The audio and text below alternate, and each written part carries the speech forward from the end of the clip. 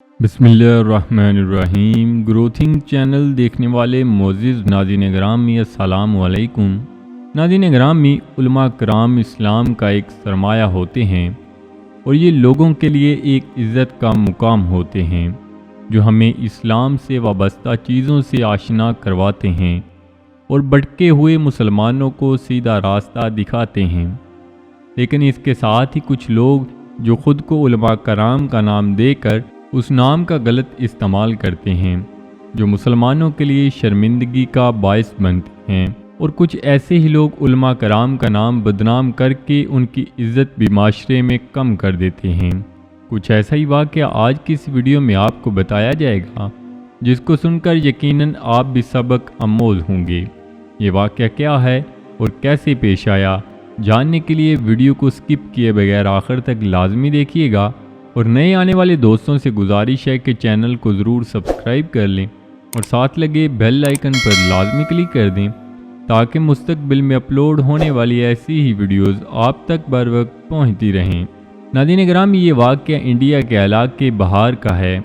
वहाँ की एक जामिया मस्जिद का इमाम, जिसका नाम अब्दुल गफूर था, और देखने और बात करने के लिहाज से वो एक नहायत शरीफ और पढ़ा लिखा मालूम होता था, जो इस मस्जिद में तकरीबन 5 साल से इमामत करवा रहा था। और वो नमाज के बाद अक्सर लोगों के घरों में बच्चों को दीनी तालीम देने के लिए जाया करता था।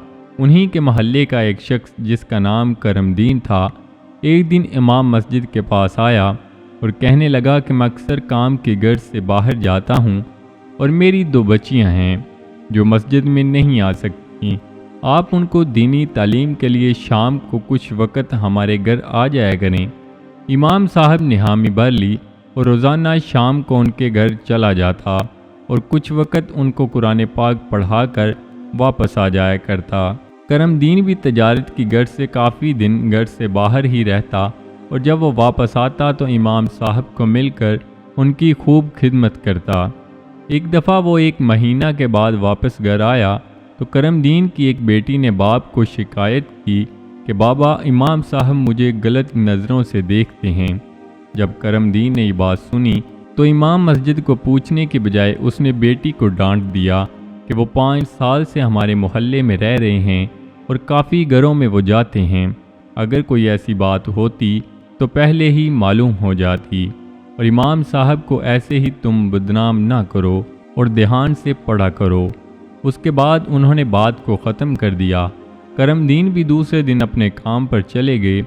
2-3 दफ़ा वो जब काम से वापस आए, बेटी ने ऐसे ही शिकायत की, लेकिन तब भी करमदीन उसकी बात की तरफ इतना ध्यान न दिया और बेटी को डांट कर चला गया। लेकिन उसकी बीवी को शक हो गया था। मसला ये था कि उसकी बीवी इमाम साहब से ऐसी बात नहीं कर सकती थी, क्योंकि करमदीन ने मना किया हुआ था। एक दिन उसकी एक बेटी की तबीयत बहुत ज़्यादा ख़राब हो गई और उसकी माँ उसको लेकर हस्पताल चली गई। करमदीन अभी काम से वापस ना आए थे। एक बेटी जो घर पर ही मौजूद थी कि इमाम साहब घर आ गए। जैसे वो पहले रात को घर आ जाया करते थे। जब उसने लड़की को घर पर अकेला देखा तो इमाम साहब ने पूछा कि बाकी घर पर कोई मौजूद नज़र नहीं आ रहा, किधर हैं? तो उसने कहा कि मेरी बहन की तबीयत ख़राब थी, जिसको मेरी माँ लेकर हस्पताल गई हैं और बाबा काम पर चले गए हुए हैं। ये बात सुनकर इमाम साहब के सर पर भी शैतान सवार हो गया और सोचा कि इस लड़की की बात पर तो घर वाले भी यकीन नहीं करते, क्यों ना मौके का फ़ायदा उठा लिया जाए। काफ़ी देर वो बैठा रहा। जब कोई भी घर पर ना आया तो वह शैतानी हरकत करने में कामयाब हो गया। लड़की बहुत चीखी चलाई, लेकिन घर पर कोई भी मौजूद न था जो उसकी आवाज़ को सुनकर वहाँ पर आता। खैर, इमाम साहब तो मौके का फ़ायदा उठाते हुए वहाँ से निकल गए। जब उसकी माँ घर पर वापस आई तो बेटी ने सारा माजरा माँ को सुना दिया और रोती रही, और उसी वक़्त तकलीफ़ की शिद्दत से वो लड़की बेहोश हो गई। उसकी माँ को पहले से भी शक था, लेकिन अब उसे यकीन हो गया हुआ था कि वाकई ये हरकत उसी इमाम की है। उसने शोर मचाया तो मोहल्ले के सारे लोग जमा हो गए। जब सारा माजरा मोहल्ले वालों को बताया गया तो वो भी इमाम साहब पर बड़ा गुस्सा हुए और इमाम को ढूंढने निकल गए। لیکن امام صاحب موقع کا فائدہ اٹھاتے ہوئے وہاں سے بھاگنے میں کامیاب ہو گئے تھے۔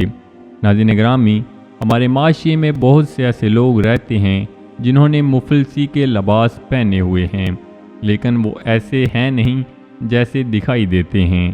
ہمیں خود بھی ان سے بچنا ہے اور اپنی آنے والی نسل کو بھی ایسے لوگوں سے بچانا ہے۔ تو جی ناظرین، ملتے ہیں ایک نئی ویڈیو کے ساتھ۔ اپنا بہت سارا خیال رکھیے گا، دعاؤں میں یاد رکھیے گا۔ اللہ نگہبان۔